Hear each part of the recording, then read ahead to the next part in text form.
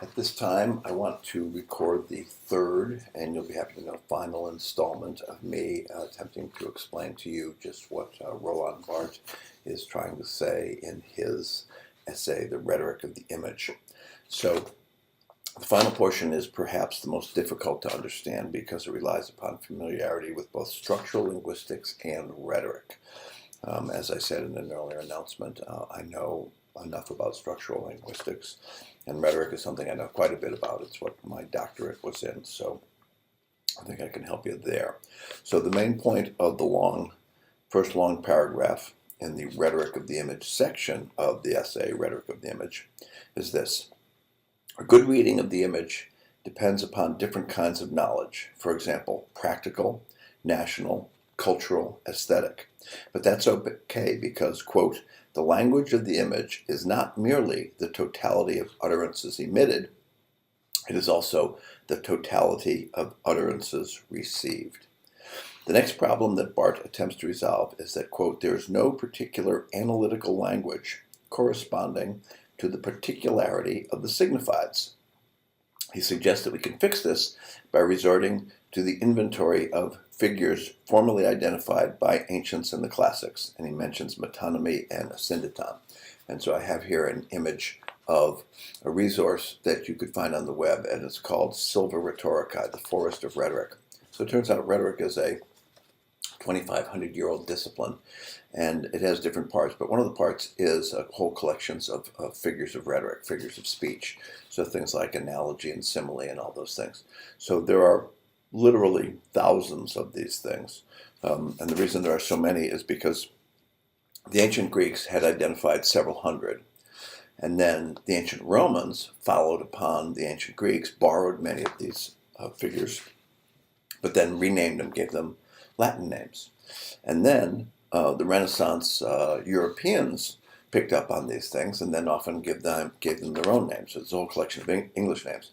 So sometimes the same figure will have three different names. It'll have a Greek name, a Latin name, and a English name.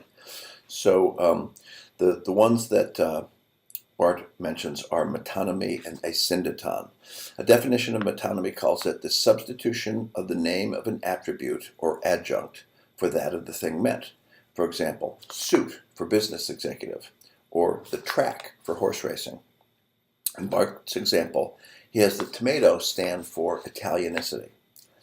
A definition of asyndeton calls it the omission or absence of a conjunction between parts of a sentence.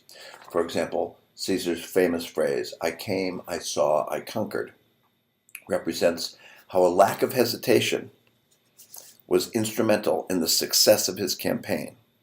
Barthes compares this to another ad in which coffee and beans, coffee and powder, coffee sipped in a cup connotes a similar compression of events. So if you had an ad that just moved from one to the next, he'd say basically what you have there is a kind of asyndeton. Instead of I came and I saw and then I conquered, just I came, I saw, I conquered.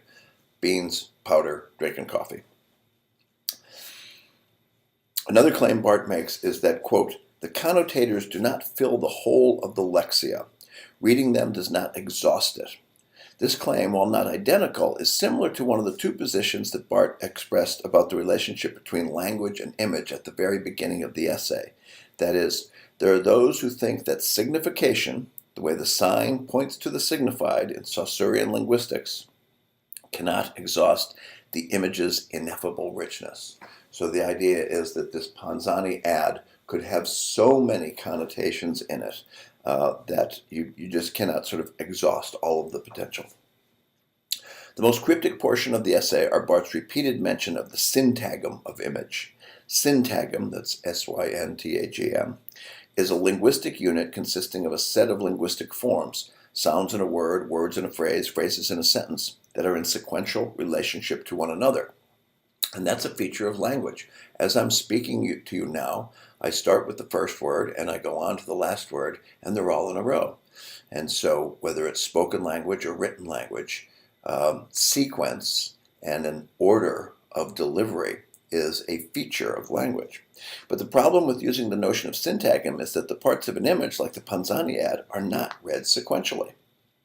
There is an all-at-onceness to an image that renders the notion of syntagm of questionable value. That said, well-made images will often invite the viewer to follow a certain path as the eye takes in the various parts of an image. Artists learn to compose an image so that the viewer's eye will start somewhere and then move in a fairly predictable way to take in other aspects of the image. And people who design websites now know about ideal paths for creating a website where the viewer is going to go first to one portion and then to another portion. The big idea that Barthes proposes can be found in this sentence. We can now understand that it is precisely the syntagm of the denoted message which naturalizes the system of the connoted message. Okay? The sense that I make of that claim and the page that follows is that denoted messages that occur in language, such as the sentence Panzani makes pasta and sauce, helps to make natural the connoted messages found in the image, messages such as Italianicity, or the idea of plenty, or the idea of freshness. I believe that is what Barthes means by this claim. The discontinuous connotators are connected, actualized, spoken through the syntagm of the denotation. The discontinuous world of symbols plunges into the story of the denoted scene as though into a lustral bath of innocence. And I think that innocent word is very telling here. I take that final phrase to refer to the fact that the analogical relationship in which a photo of a tomato actually stands for a real tomato helps to render the entire constructed, stage-managed image of the groceries as somehow not constructed, not fake, not intended to trick us into thinking things that may not actually be true. He concludes the essay by writing that, quote, the common domain of the signifieds of connotation is that of ideology, and that signifiers of connotation will be called connotators, and a set of connotators a rhetoric. Rhetoric thus appearing as the signifying aspect of ideology. So, pretty heady stuff, but I think he's getting at his early questions like, how is it that meaning comes into an image? And he's saying that it turns out language and the syntactical relationship of language somehow renders natural the all-at-onceness of connotations in an image. And so if he's right, then he has provided us with a way to talk about images and the way they might make us feel, or the way that they might communicate unconscious messages. That if we look at a written text, a written passage that's about this wonderful Italian food that this company makes, yes, there can be connotations there in addition to the denotations, but he would say, Barthes would say that in the image, there's a lot more connotations. It's just packed full of connotations. And the way that those connotations work is because of the way language works, and the sort of more trustworthy, more credible, one word after another syntagm of language is something that can help make seem natural the more magical, mystical, and possibly artificial and false collection of connotations that could be packed into an image. So that's what I've got for this. I'm going to save it and post it to Canvas and be back in touch with you soon.